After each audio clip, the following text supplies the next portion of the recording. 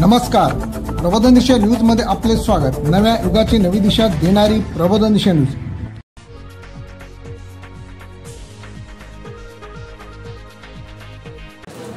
आपल्या धम्मामध्ये जे विदेशात आपला धम्म आहे तिथे अशी प्रथा आहे की त्यांचं निर्वाण झाल्याच्या नंतर हे जे त्यांचं कलेवर आहे हे त्या ठिकाणी प्रिझर्व करायचं आणि 17 दिवसाने त्याचं दहन करायचं। तर मलाही माहीत नव्हतं, पण इथे जाधवताई किंवा ते कृणाल कांबळे, बबन कांबळेंचे चिरंजीव आहे, त्याने मला काल सांगितलं की या ठिकाणी जे आपले भंतेजी आहे यांचं 7 तारीखला निर्वाण झालं आणि आता 22 तारीखपर्यंत हे या ठिकाणी हे जी त्यांची कलेवर आहे ठेवण्यात आलेलं आहे, प्रिझर्व करून ठेवण्यात आलं आहे। आणि 22 तारीखला हे बनते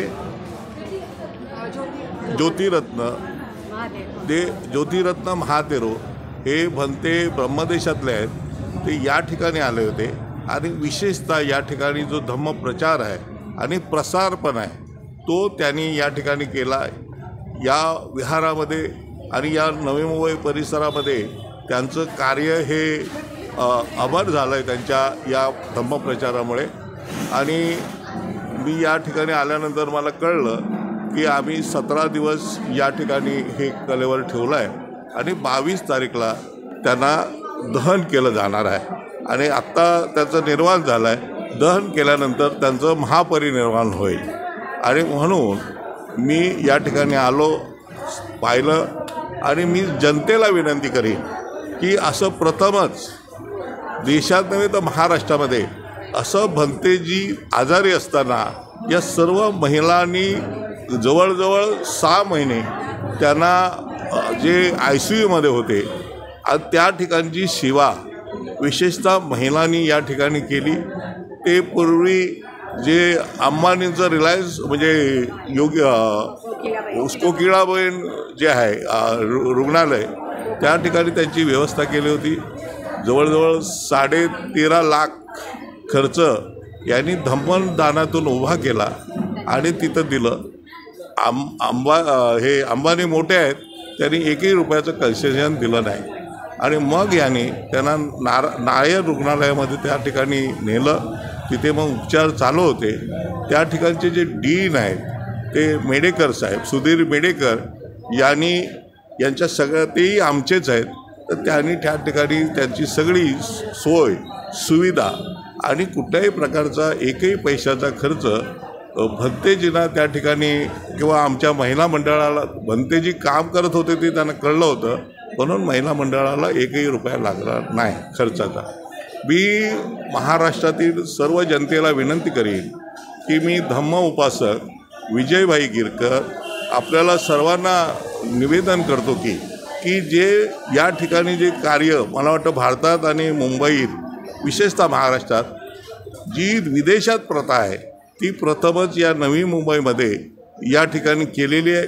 जाधवताईंच्या नेतृत्वाखाली सर्व ज्या आमच्या उपासिका आहेत त्यांनी या ठिकाणी सर्व त्यांचं जे आणि जे बौद्ध भिक्खू येतात त्यांच्या दर्शन घ्यायला त्या सर्वांचं भोजनदान आणि सगळा खर्च हे महिला वर्ग आणि इथले जे कार्यकर्ते आहेत हे करत आलेले आहेत। तर मी पुन्हा एकदा सगळ्यांना मला आज त्यांच्या अंत्यदर्शनाचा या ठिकाणी लाभ दिला त्याबद्दल मी या सर्व महिला मंडळ आणि विशेषतः कृणाल कांबळे जे बबनराव कांबळेंचे चिरंजीव आहे त्यांनी मला निमंत्रण दिलं।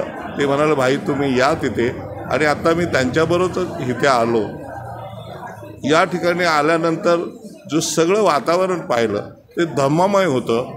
सगळे आमचे जे धम्मसेवक धम्मसेविका हे या ठिकाणी आलं। मी पण इथे जो आलो आहे हा धम्मसेवक म्हणून आलेलो आहे आणि त्यामुळे मी यांना सांगितलं की जसं मुस्लिमांचं 786 आहे तसं आमचा फिगर कोणता, तर आमचा 358 आहे। त्रिसरण, पंचशील आणि आर्य अष्टांगमार्ग जो हे पाळेल करेल त्याचा जीवनाचा विकास झालेला असेल, त्याची प्रगती झालेली असेल, तोच नाही तर त्याच्या परिवाराची या ठिकाणी उन्नती होईल, प्रगती होईल। म्हणून मी सर्वांना विनंती करतो की आपण भगवान बुद्धाने जे आपल्याला सांगितलं त्रिसरण, पंचशील आणि आर्य अष्टांग मार्ग हा अनुसरावा. त्या बुद्धाच्या मार्गावर प्रज्ञाशील करुणा ही त्याने जी त्रिसूत्री दिली आहे त्या मार्गावर आपण जर चाललो तर आपल्या आयुष्याचं कल्याण होईल आणि धर्माची सेवाही त्या ठिकाणी बुद्धचरणी उपलब्ध होईल, तर बुद्धचरणी अर्पण होईल. तर जसं सांगितलं तसं सर्वांनी या ठिकाणी 22 तारखेपर्यंत आहे, आपण यावं. भंतेजींचं या ठिकाणी त्यांच्या या ठिकाणी कलेवर ठेवलं आहे त्याचं दर्शन घ्यावं आणि पुण्य मिळवावं अशी मी त्यांना सर्वांना विनंती करतो. जय भीम, नमो बुद्धाय.